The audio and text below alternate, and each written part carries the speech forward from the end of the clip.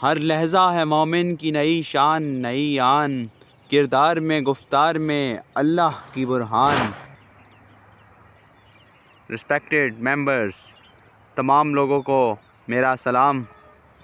آپ سب لوگوں کو ایک نئی ویڈیو میں خوش آمدید کہتا ہوں۔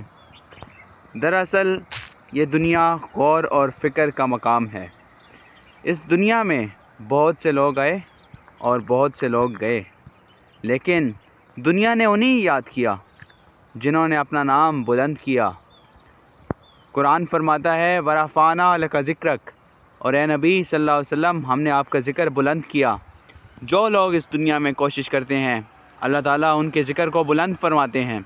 علامہ اقبال کے اس شعر کا بنیادی مفہوم یہی ہے کہ جو انسان جو مومن ہوتا ہے وہ ہر وقت اس جد و جہد میں رہتا ہے کہ مجھے نئے دور نئے تقاضوں کے ساتھ چلنا ہے۔ وہ اپنے آپ کو پیچھے دھکیل کر نہیں رہتا۔ اگر آپ غور کریں قدرت کے کارخانے میں تو آپ کو معلوم ہوگا کہ جن قوموں نے وقت کے ساتھ اپنے آپ کو ڈھالا، وقت کے مطابق اپنی ضروریات کو پورا کیا، وہی قومیں معرض وجود میں رہی اور وہی قومیں دنیا میں ترقی پذیر رہی۔ اور جن قوموں نے اپنے اصل کو چھوڑ دیا، جن قوموں نے اپنی حقیقت کو گنوا دیا، جن قوموں نے کوشش کو ترک کر دیا، وہ قومیں ذلیل و خوار ہوئی۔ جیسے کہ مسلمانوں کی بات کی جائے تو بہت واضح ہے کہ جب تک مسلمانوں نے اپنے آپ کو دنیا کے طور طریقوں، دنیا کے ساتھ چلنے میں مجبور رکھا، مگن رکھا، اس وقت تک وہ لوگ دنیا پر چھائے ہوئے تھے۔ دنیا ان کا نام لیتی تھی، کیسر و کسریٰ ان سے کامتے تھے، لیکن جس وقت انہوں نے اپنی کوشش، اپنی محنت، اپنی جد و جہد کو ترک کر دیا تو دنیا میں ذلیل و خوار ہوئے۔ جب تک انہوں نے اپنے آپ کو نئے تقاضوں کے ساتھ جوڑے رکھا اس وقت تک وہ دنیا پر چھائے رہے، لیکن جب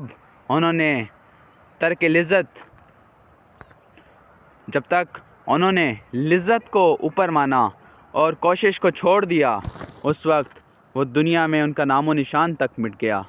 جو قوم نئے دنیا کے تقاضوں کے ساتھ نہیں چلتی وہ قوم پیچھے رہ جاتی ہے۔ یہی مثال ہے ایک طالب علم کی کہ جو شخص نئی پڑھائی نئے طریقوں کے ساتھ نہیں پڑھتا، جو شخص محنت اور کوشش نہیں کرتا وہ پیچھے رہ جاتا ہے۔ اسی لیے بہت ہی اچھی مثال ہے کہ جس طرح ایک کسان ساری عمر اپنی فصل پہ کوشش کرتا ہے اور آخر کار اسے اس کا اجر ملتا ہے، بالکل اسی طرح اگر ایک طالب علم جتنی کوشش کرے اپنی پڑھائی پر اسے اسی لحاظ سے اس کا اجر ملے گا، اور اگر وہ کوشش نہ کرے تو اسے اجر نہیں ملے گا۔ بھائیوں اور دوستو، آج میں آپ کو یہ بھی بتاؤں گا کہ صرف اور صرف ہماری قسمت کچھ نہیں ہوتی۔ اگر ہم آج کے فلسطین کی بات کریں اور آج کی امت مسلمہ کی بات کریں تو مجھے یہ بتانے میں بالکل کوئی قباحت محسوس نہیں ہوگی کہ اگر اسی فلسطین نے یہودیوں کو کچھ زیادہ عوض کے خاطر اپنی زمینیں نہ بیچی ہوتی، انہوں نے اپنے پیسوں کے خاطر، انہوں نے لالچ و حوث کے خاطر اپنے آپ کو نہ بیچا ہوتا تو آج ان پر یہ وقت نہ آتا۔ علامہ اقبال فرماتے ہیں وہ معزز تھے زمانے میں مسلمان ہو کر، اور تم خوار ہوئے تارک قرآن ہو کر۔ تو بالکل یہی مثال ہے ہماری بھی۔ جب تک ہم لوگ دنیا میں چلتے رہے، دنیا کے جدید ترین علوم کے ساتھ چلتے رہے، تب تک ہم کامیاب رہے، لیکن جب ہم نے انہیں چھوڑ دیا تو ہم بالکل فارغ ہو گئے۔ تو کامیابی کا دروازہ اسی میں ہے کہ ہم اپنے آپ کو غور و فکر میں مگن رکھیں، ہم یہ سوچیں کہ ہمیں کیا کرنا ہے، کس طرح کرنا ہے اور کس راستے پر چلنا ہے، اور ہمیں چاہیے کہ نئی راہیں نکالیں تاکہ ہم ایک نہیں، دو نہیں، 10 راہوں سے گزرنے کی طاقت رکھ سکیں۔ اور نبی پاک صلی اللہ علیہ وسلم کا ارشاد ہے کہ مومن کبھی بھی 2 سراغوں سے ایک دفعہ نہیں ڈستا۔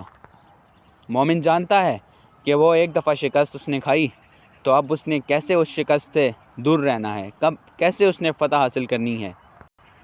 اسی لیے اگر آپ گرے ہیں تو اٹھیں اور دیکھیں کہ کیا وجہ تھی آپ کے گرنے کی، اور اس کے بعد اسی سراغ سے دوبارہ نہ ڈسا جائے اور آپ فتح یاب ہوں۔ اللہ کامیابی کو آپ کا مقدر بنائے. شکریہ.